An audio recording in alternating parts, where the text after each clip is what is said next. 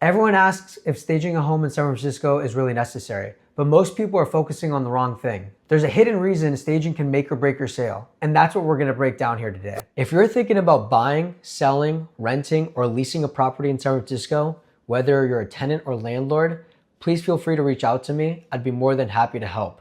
You can find me at the contact information below. In today's video, I'm unpacking whether or not you truly need to stage your home in San Francisco. We're also going to discuss how proper staging, or the lack of it, can impact your final sales price and time on market. I'm going to walk through why staging matters, the cost and return you can expect from staging, what happens if you don't stage in the San Francisco market, and the alternatives if you don't do a full staging. And lastly, I'm going to discuss how to tailor your specific strategy to your property. Number one, why staging matters for a successful sale. In short, staging helps sell homes faster and often for a higher price. In the Bay Area, staged homes typically sell in about half the time as unstaged homes. This means less time on the market and fewer stressful open houses. Nationally, a professionally staged home sells for approximately upwards of 70% less time on the market than a home that is unstaged. You might be asking, well, Alex, how come? Well, the reason for that is because staging creates an emotional connection for a prospective buyer. Over 80% of buyer's agents say that staging helps their buyers visualize the home as their own. This is huge no matter what market you're in,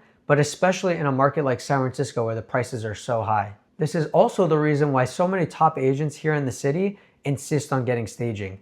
It's not just for looks. It creates a love at first sight effect. Buyers can walk in and feel like they're at home rather than at someone else's empty house. That emotional pull can lead to faster offers and even bidding wars. Now, if you're in the Bay Area market, buyers here are used to a presentation. In a competitive market, an unstaged home really stands out, especially at higher price points. Another piece of advice I have, and this may be for you or for your agent, but when someone walks through your property, you don't want it to be freezing. Here in the winter, I've walked through a lot of open houses, and a lot of times, whether it's the agent or the owner, the heater was not on in the property, and I walked in freezing. That's not a first impression you want to give to a buyer's or buyer's agent when they're having their first walkthrough. Anytime I host an open house or a tour, I turn on the heater in my subject property and make sure it feels warm and cozy. Even though San Francisco doesn't have extreme seasons, we do have busy lifestyles and tech-savvy buyers. Many buyers don't even walk through the home, they first look at pictures online. Great staging makes your photos pop and makes buyers more likely to go see your home in person. An empty room or mismatched furniture doesn't have the same pull in listing photos. So the bottom line here is that staging isn't just decorating, it's actually much larger and part of a bigger plan to market your property appropriately. With local homes averaging well over $1 million, a simple 5 to 10% return on staging could mean tens of thousands of dollars. Number two, the cost of staging versus the ROI, or return on investment. Staging does cost some money up front, but it often pays back multiple times over in the sale price. Staging fees here vary vastly. For an average mid-size home, you might be looking at anywhere from $2,000 to $5,000. For a larger or luxury property, say 3 bedrooms or more, you might be looking at closer to $10,000. And finally, for a large luxury estate, you can easily spend $30,000 to $40,000, if not even more. Now the key here is ROI. What am I getting for my money, and is it actually worth it? According to the National Association of Realtors, or NAR, sellers generally can expect a 5 to 15% return on their investment.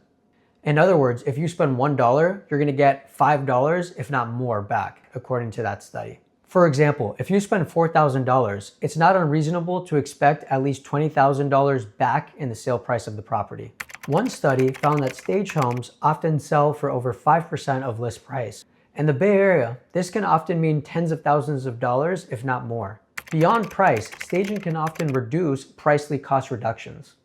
A home that sits on the market might need a sizable price cut to attract new buyers. Think of it this way. If a few $1,000 investment could yield you $50,000 or more, and for your home to sell faster, isn't that worth it? I always tell people that staging is one of the best investments you can make in the sale process. You're basically investing in your own sale, whether that means you're going to get more money, sell your property faster, or both. In San Francisco, where prices are so high, even a small percentage bump can mean a big difference. A 5% improvement on a $1.5 million house is $75,000. Lastly, consider the cost of not staging here. In our market, if your property sells for below listing by even a couple percentage points, that can mean that you're leaving a lot of money on the table. Number 3, what if you don't stage? Skipping staging can put you at a serious disadvantage, especially in the Bay Area market where buyers' demands are high. In today's market, many sellers here in the Bay Area are effectively doing mini flips. They're repainting, reflooring, updating appliances, and staging. Buyers here have expected homes to look their best, and that includes not only what they see regarding the property itself, but staging as well.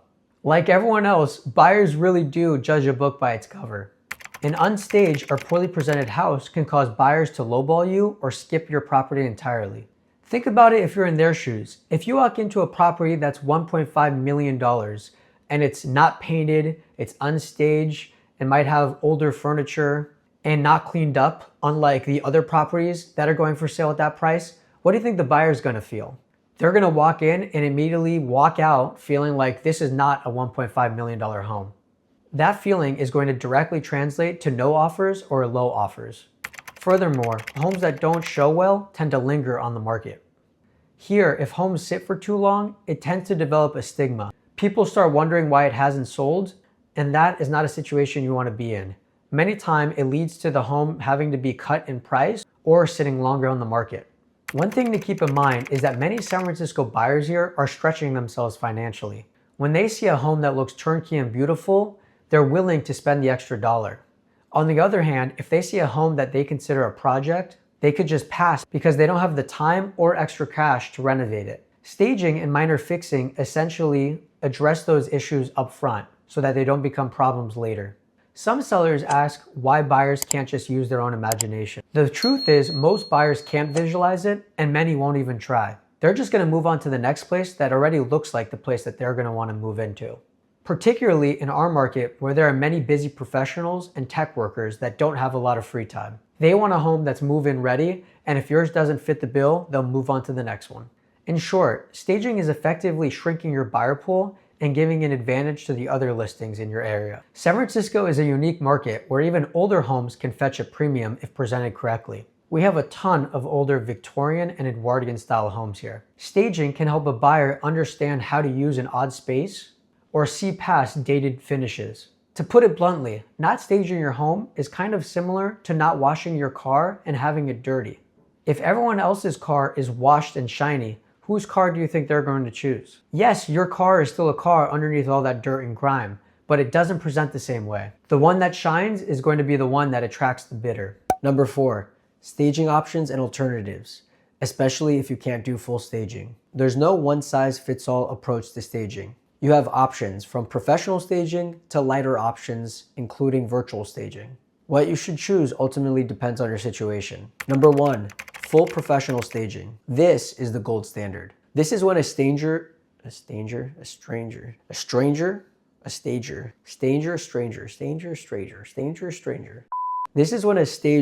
in all the furniture, art, and decor to an empty home and makes it look like a model property. In San Francisco, this is common when a home is vacant. And I know what you're thinking. It obviously costs the most, and yes, that is true, but it also has the largest impact.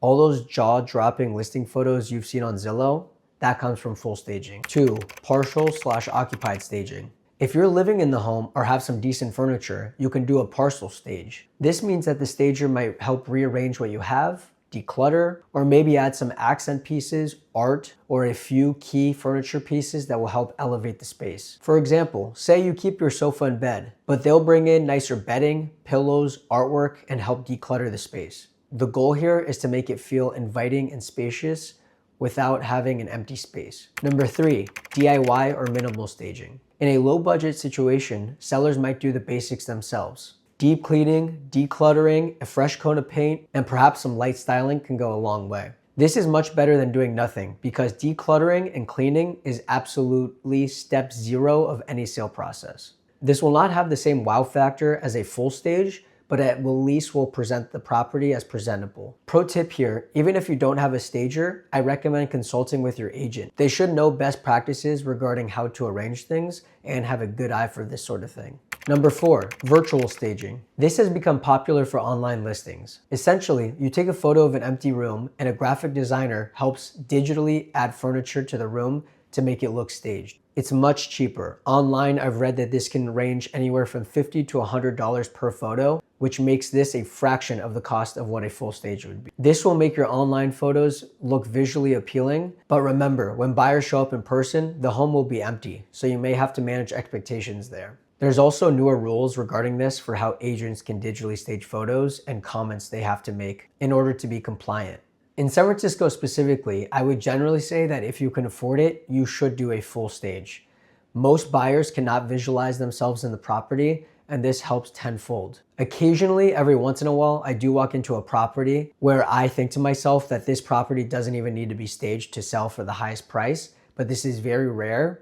And if you have a good agent, they should be able to tell you this ahead of time. It is worth noting that if a property is a true fixer or is being sold for land value, then at that point, obviously staging does not make sense, as people are not buying the property to live in it as it is. They're buying it for its potential, and therefore furnishing it will not really help you. Number 5, tailor staging to your property. The need for staging depends on your property type, price point, and target buyer. Within different price points, there's different expectations. A $3 million Pacific Heights home and a $600,000 studio co-op are both homes. Nevertheless, expectations are widely different. In the luxury market, buyers expect a professionally designed look. That may include some high-end furniture or art, or even some custom staging pieces. Not staging in a high-end listing can be a huge mistake. Commonly, affluent buyers are not just buying a home, but rather a lifestyle. On the other hand, entry-level buyers may be more forgiving on modest staging. But even in a smaller starter condo, a clean and stylish presentation can elevate it above competition.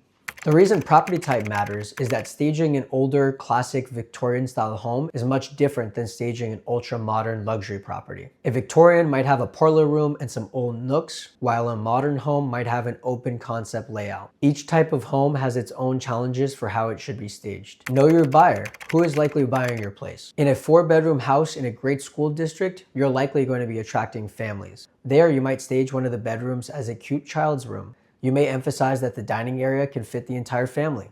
In a slick 1-bedroom condo downtown, things might be a little different.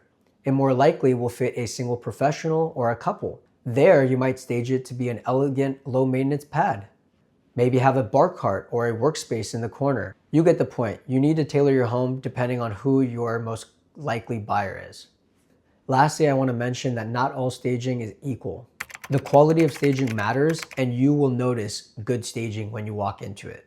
Good staging to me means that the staging makes sense within the space that it's being used in. This means that you won't have a furniture piece that's too large for that space, but rather fits perfectly and fits regarding the target demographic and target buyer you're going after. In San Francisco, we have staging companies that actually target certain looks.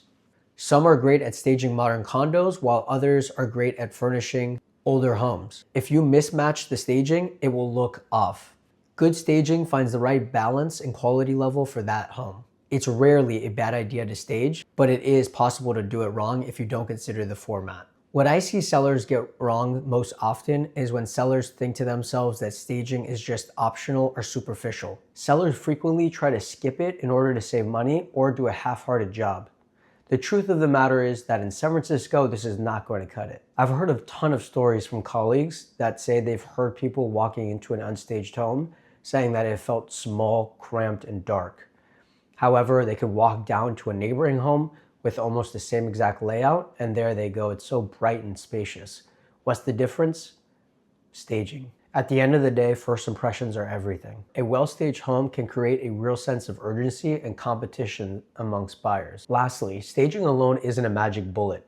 It's not the only strategy you're going to have when you're selling a home, but rather it's part of a larger strategy. It's very rare that I hear sellers regret staging. So to wrap this up, do you need to stage your home when you're selling in the San Francisco Bay Area market? The truth is, yes, if you want top dollar. I almost always recommend staging your home. While it does cost some money up front, the ROI is tremendous. If you're thinking about buying, selling, renting, or leasing a property in San Francisco, whether you're a tenant or landlord, please feel free to reach out to me. I'd be more than happy to help. You can find me at the contact information below. And if you want ongoing San Francisco specific insight around real estate or renting, make sure you're subscribed. Thank you so much for watching, and I'll see you in the next one.